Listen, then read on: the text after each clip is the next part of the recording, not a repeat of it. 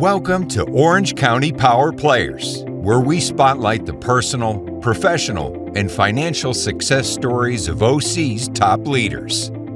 Here's your host, Danny Flores. Welcome back to OC Power Players, where I interview some of the most successful people in Orange County. I'm Danny Flores, your host, and today's honored guest is Dr. Sanjay Bhojraj, or Dr. B. Right? That's exactly right. You crushed it, Danny. Great job. Thanks.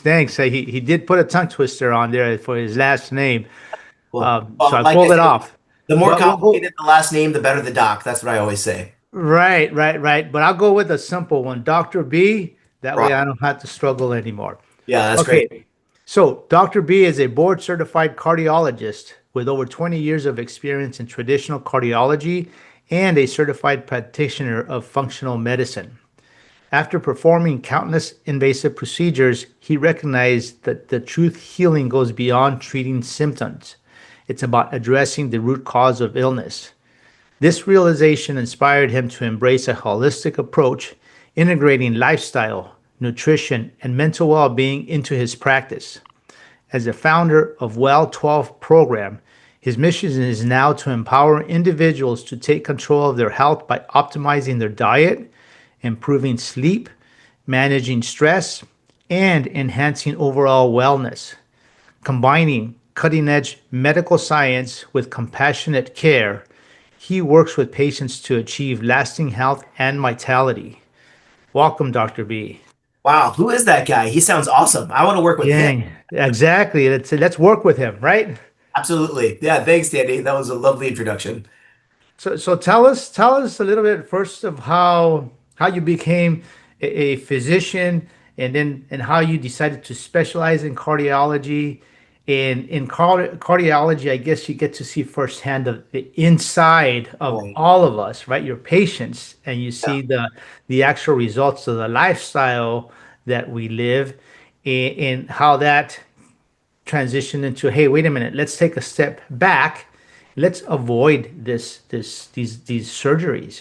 Yeah, no, absolutely. And I would say my origin story is kind of not the most interesting one, in the sense that I was brainwashed from being a kid that I would go to med school. Both of my parents were doctors. My grandparents were doctors. So it's kind of the family business. Mm-hmm. As I got into med school, there are all sorts of different things that you can do in med school. You can be psychiatrist, OB/GYN, all sorts of different specialties. Mm-hmm. And for whatever reason, right out of the gates, cardiology just spoke to me. It just came very naturally, and I was very interested in it.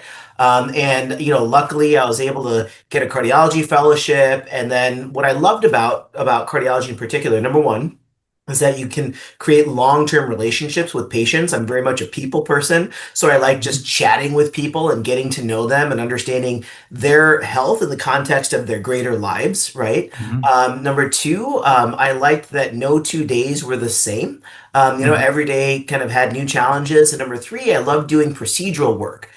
So I knew early on that I wanted to do something involving surgeries or procedures, and cardiology just blended everything for me. I got to deal with people, I got to be in kind of cutting edge technology, and got to do procedural work. So I did a general and interventional cardiology fellowship at a hospital called Henry Ford Hospital in Michigan. And then my wife, who did her schooling here in California, said, okay, now that you're done with school, we're moving across the country to California so we don't have to deal with winter. So that was about 15 years ago, and I haven't looked back. So and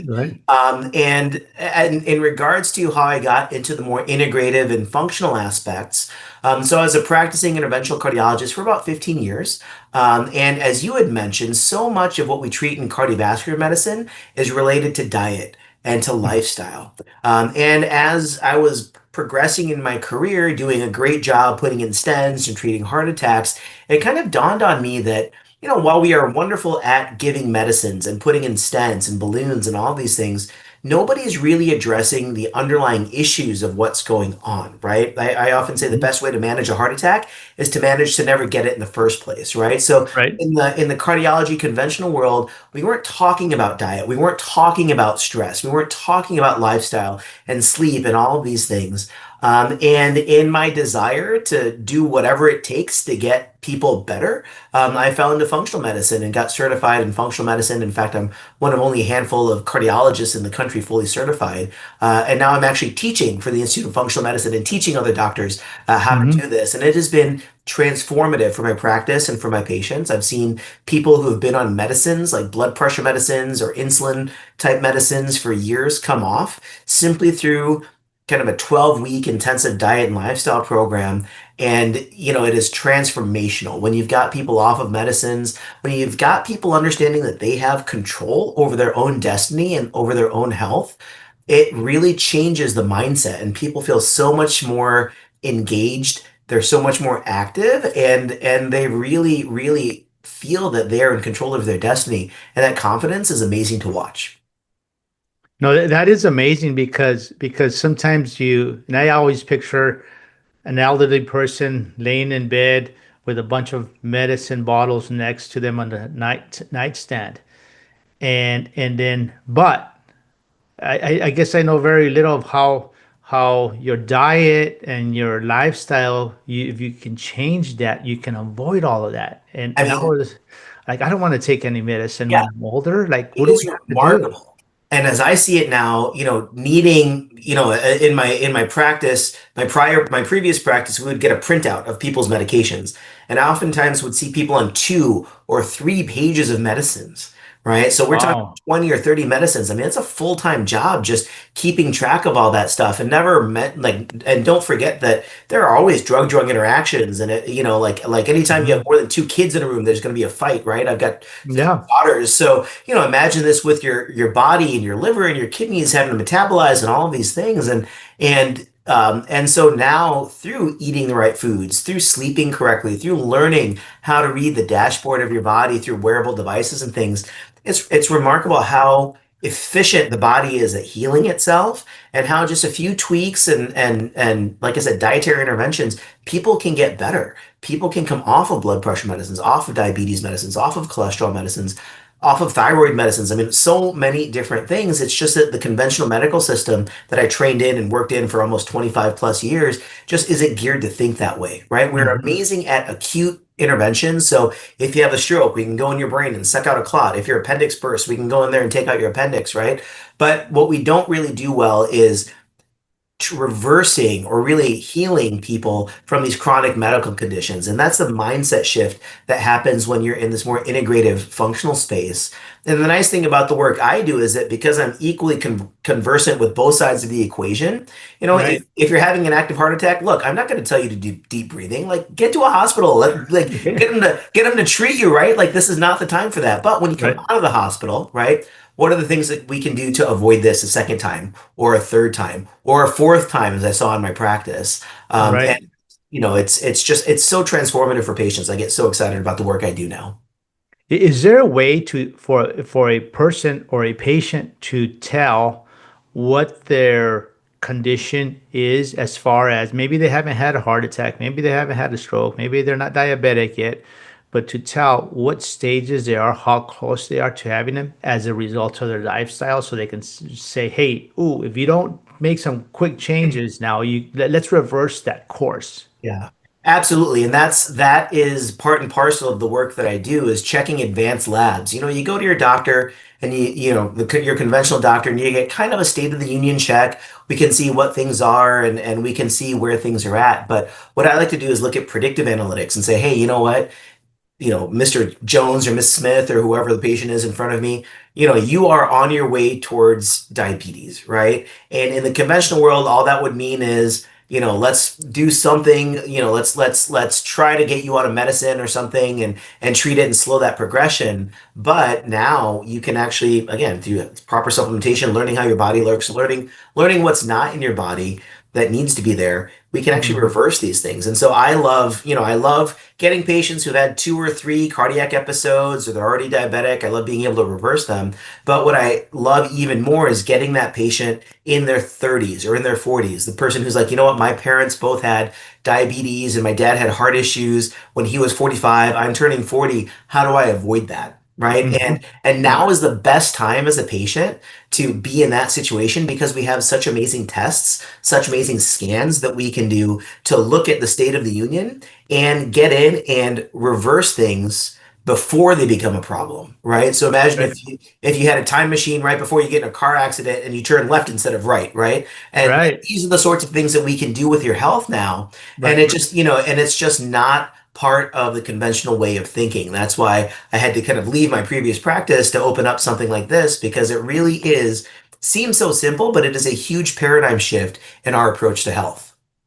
So you basically do full body scans, full blood work, check hormones, and check everything to be able to see, like you said, what your body needs or is missing, or maybe what it has of too much too, because that could be the case as Right, well. Right. exactly. Yeah. So to be clear, I don't full body scan everybody. I mean, it's on a case by case basis what's needed, Right. right? But that being said, we have genetic changes, right? Like you've got your genes that turn you into Danny. I've got my genes that turn me into Sanjay, right? Like 99.9 of our genes are the same, and there's a couple little switches. And so similarly in our brain chemistry, in our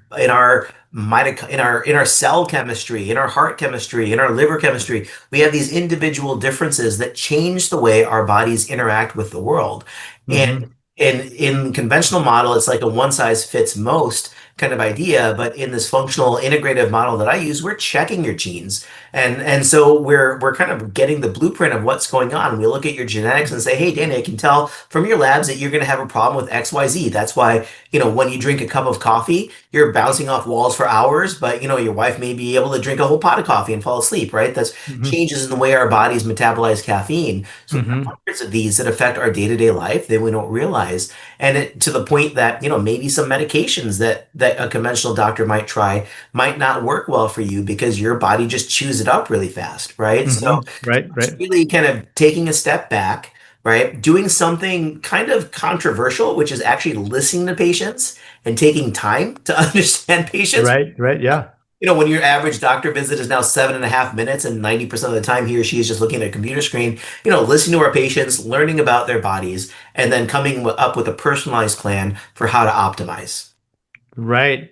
Now, so I know you mentioned diet and sleep are probably some of the most important things that, I mean, we might not realize.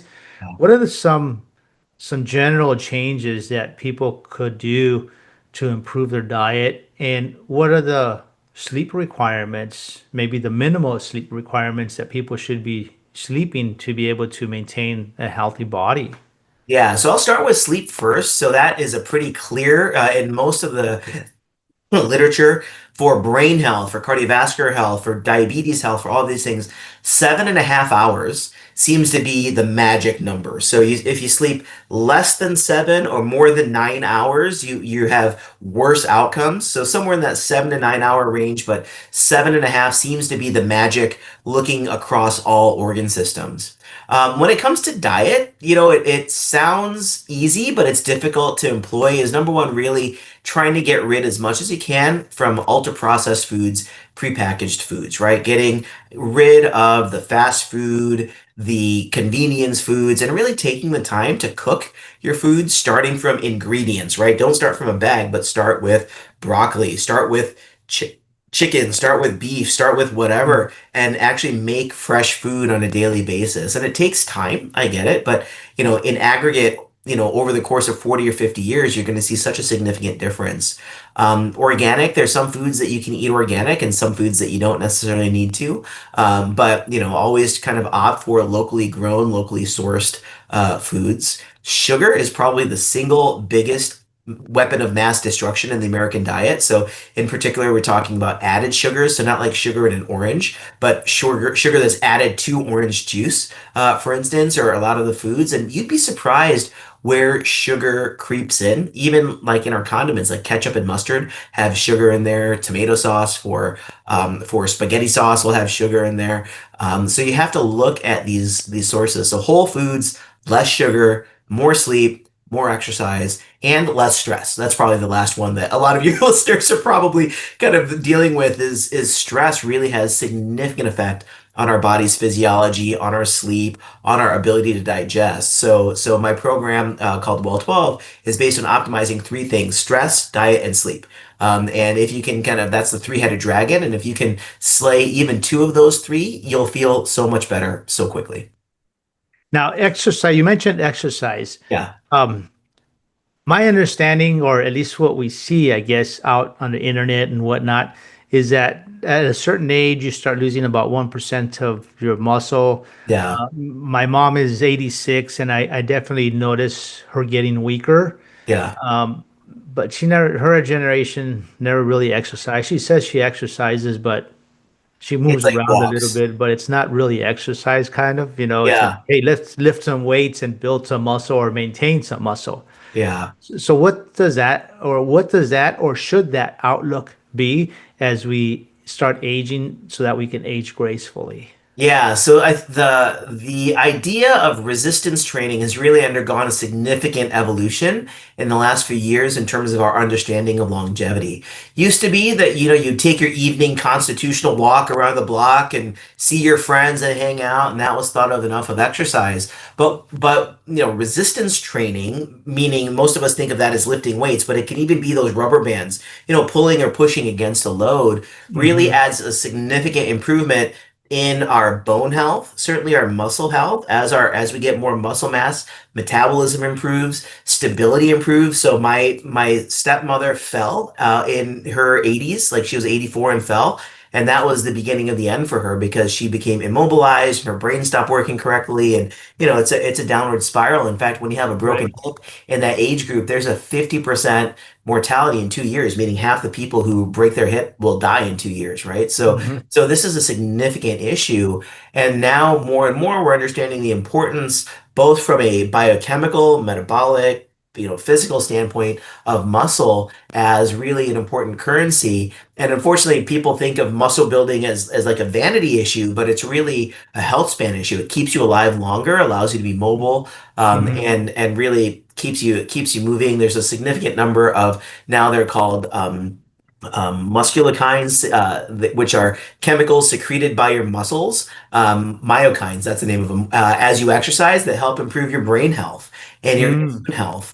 And you can't have myokines unless you got muscle. So yeah, I think it's a great point that you bring up, is that yes, cardiovascular, walking, biking, all that stuff is important, but for years now we have undervalued or underappreciated the importance of resistance training. And now you're seeing that really, as you mentioned, on social media, really kind of catching fire, so that people realize that it's not just one or the other, but it's actually both for optimal. Right. But here's the other thing: as we get older, say even like more for men, our testosterone level decreases, which makes it more difficult to build muscle. So there's got to be a way of like, okay, yeah, you're not 21 years old where you can get big and buff like overnight kind of a thing. It's like now you have to work really hard at it. You Yeah. have to eat well. You have to be well rested, and it's just like just to make a little bit of a gain. Yeah, I mean, all those things, I mean, I think that being said, that, muscle is longevity organ, is we have to also change our mindset in terms of what our goals are. I mean, look, I'm almost 50 here and I'm not trying to bench press a Dotson anymore, right? Like Right, I don't right. need like gym muscles to, like, I've been married for 25 years. I don't need to impress anybody, right? But, there are also important posture muscles, and, the large muscles, the thighs, Hmm. are hugely important to be able to get up off the ground, but Hmm. mortality is inversely related to thigh strength, meaning the stronger your thighs, the lower your chance of dying is, right? So we Interesting. have to Yeah. change our mindset in terms of, yeah, you know what, you might not look like Tom Cruise and Val Kilmer playing beach volleyball and Top Gun, right, anymore, Mhm. but that doesn't mean that you don't need muscle. That doesn't mean that even if you're not bulking up, you're not getting the benefit of the resistance exercise. Right. Interestingly, for men and women, both for women losing estrogen and for men losing testosterone after the age of 40, which is when that Mhm. happens, resistance training actually activates the same receptors, the testosterone and estrogen receptors, without Mhm. having the hormone around. So we call that a hormone independent receptor phenomenon, meaning that exercise like lifting, compound lifts, deadlifts, bench press, squats will act as though you have those hormones floating around. So it's super Wow. interesting that exercise will take place of the hormones that you don't have. And one of the easiest ways to naturally boost your testosterone as a guy is to do compound lifts, and you will generate more testosterone. Interesting. And that's a natural way. So there's so many benefits in doing it that way Yeah. without having to take any medication.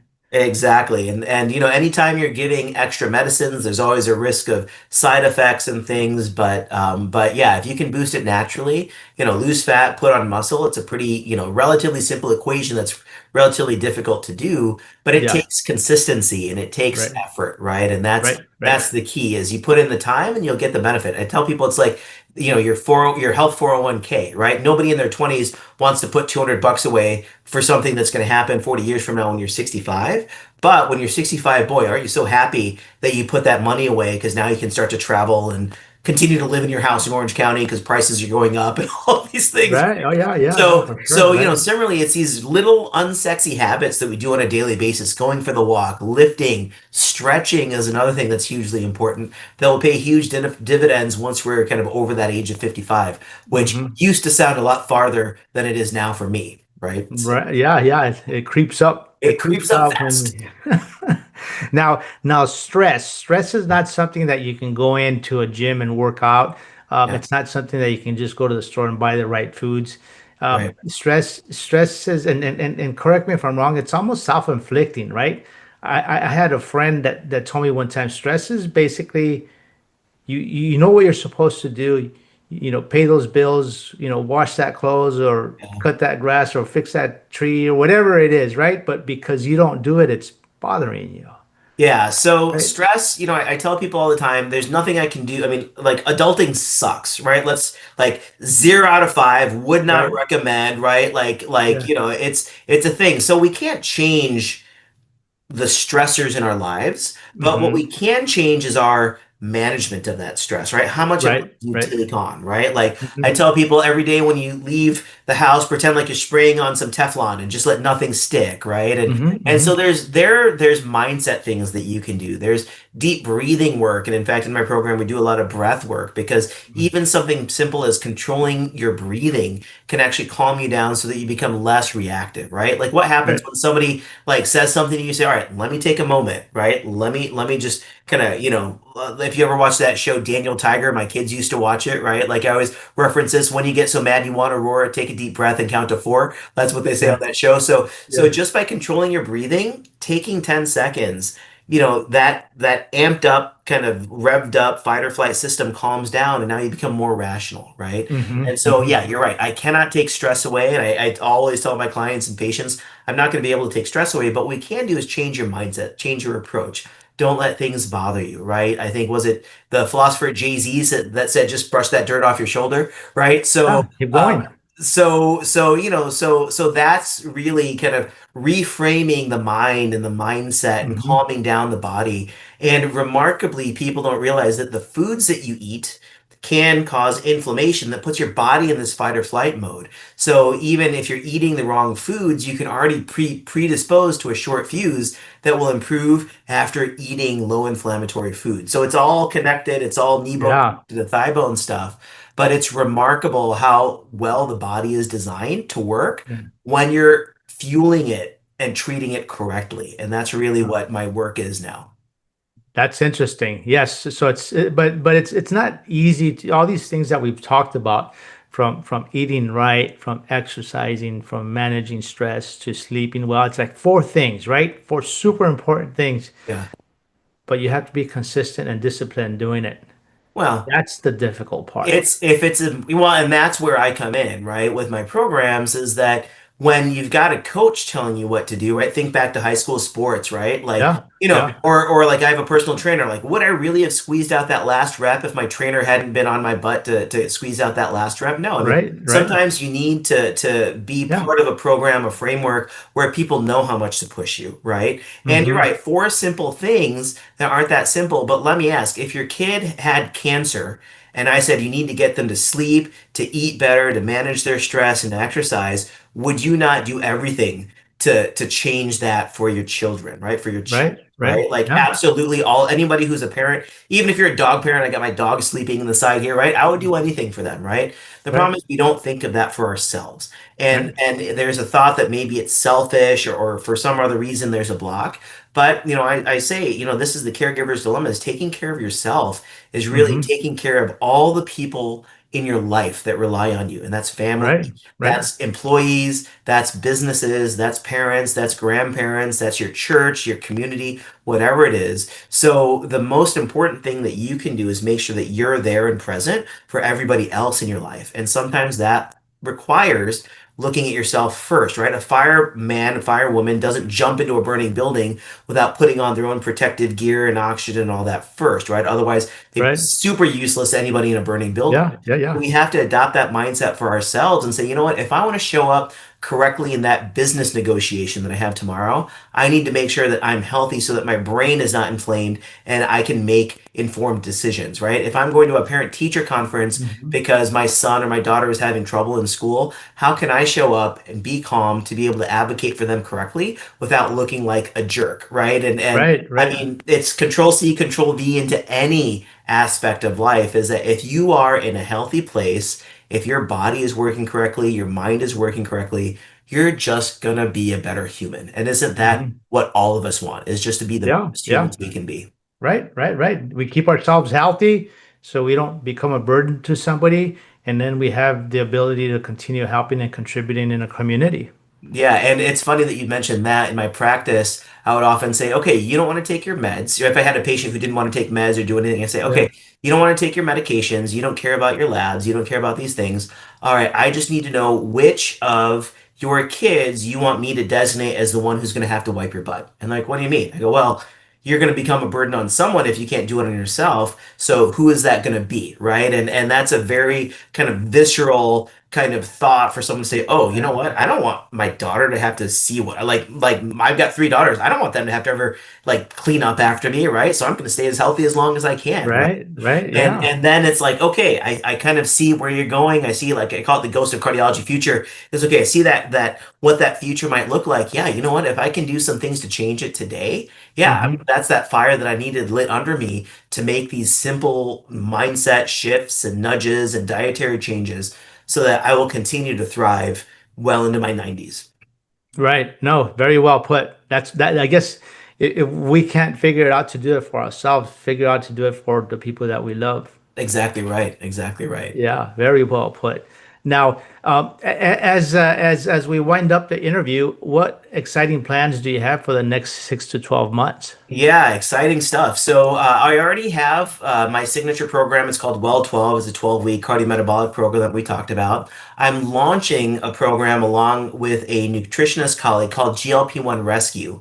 So right now we have a lot of people on these GLP meds like Manjaro and Ozempic and all of these, and doctors are starting these medications without truly counseling people on what they really need to eat to support their body, their metabolism. So we're seeing a lot of malnutrition type consequences in people on these medications.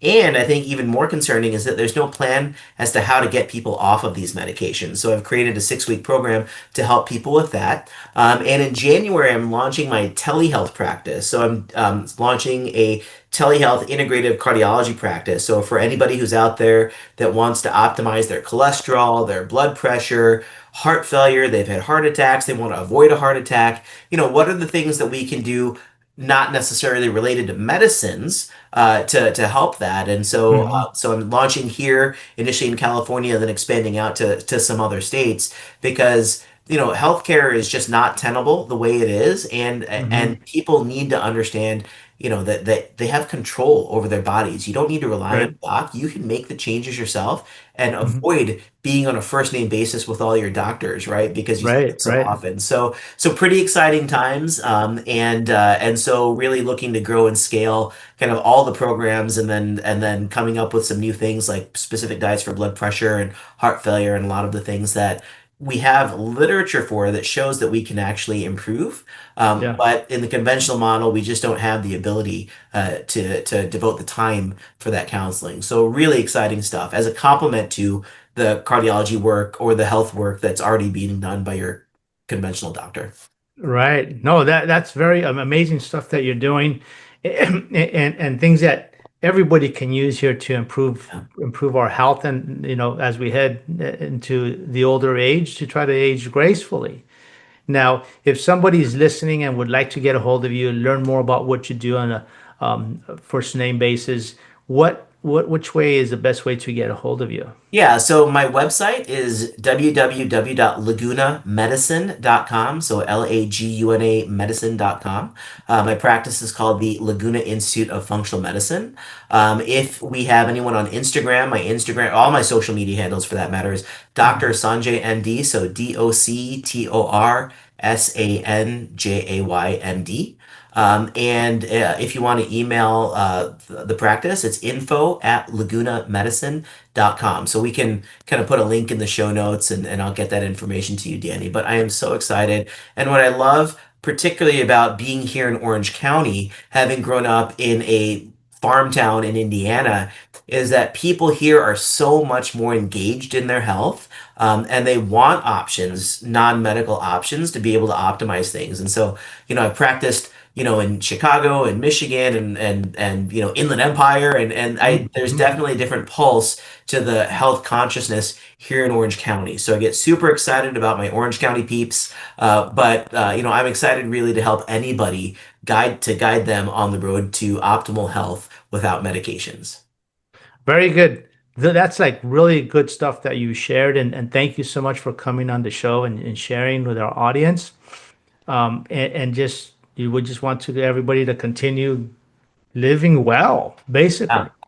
Yeah, I mean, you spend this much money living in Orange County, you might as well enjoy it till your last day, right? So Right.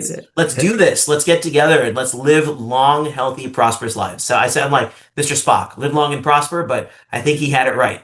Yeah, yeah. I hear you. Let's do it. Let's Thank you do so it. Let's much, go. Dr. B. Very good. And to our audience, thanks. Please stop by ocpowerplayers.com and follow us on your favorite channel. Thank you.